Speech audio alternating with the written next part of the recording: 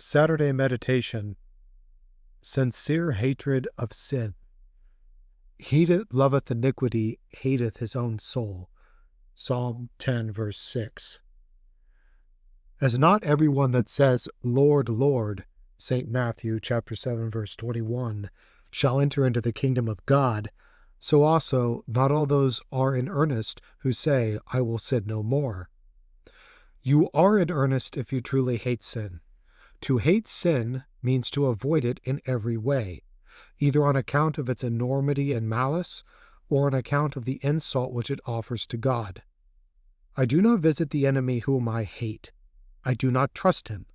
I am always discovering in him bad intentions towards myself. I guard against him. I oppose him. I seek to injure him.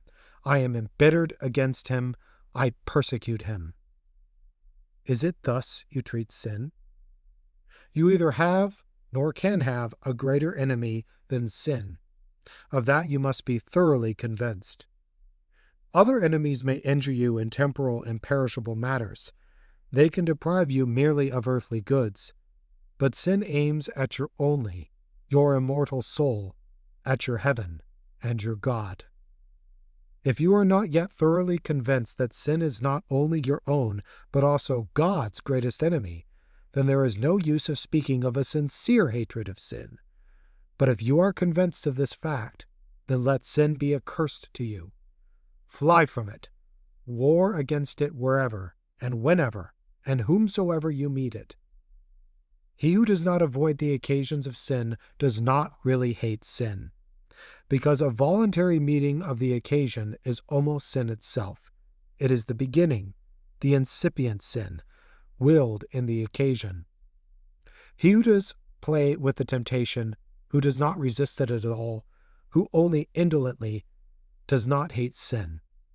You fear the serpent, and yet hide it in your bosom?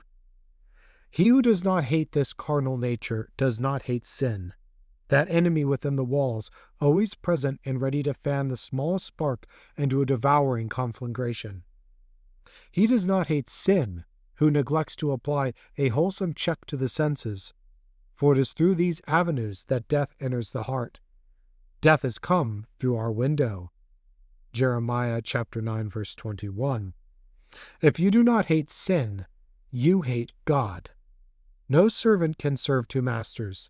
St. Luke chapter 16, verse 13. He that is not with God is against him. Luke chapter 11, verse 23. If you do not hate sin, you hate your own soul, your own happiness. He that loveth iniquity hateth his own soul. If you do not hate sin, you hate your youth. Yes, young man, this is the penalty you pay for loving sin. You, in a measure, approach the tree of life which stands covered with the richest blossoms of spring. You shake it rudely, scattering to the winds its tender buds, or trampling them in the mire. O cruel one!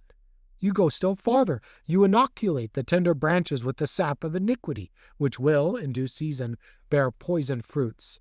Yes, poison fruits. Instead of the habit of virtue, an almost fiendish inclination to evil. Instead of consoling reminiscences of the time of innocence and piety, bitter self-accusation, gnawing remorse. Instead of a quiet, comforting outlook into the future, into eternity, an eye dimmed by gloomy anxieties, by distressful expectations of a severe, inexorable judgment. O sin, murderer of my youth, robber of my most beautiful days, I curse, I execrate thee. Now at least depart from me, never to return. All is at an end between us forever. Source of all evil, dry up forever. Abyss which swallows up all that is noble and beautiful in youth, close thy yawning jaws forever. Sin, I hate thee. I abhor thee. I will pursue thee, banish thee from others, and punish thee in myself. O penance, this one word calms me, and re-echoes harmoniously in the void which sin has left in my heart.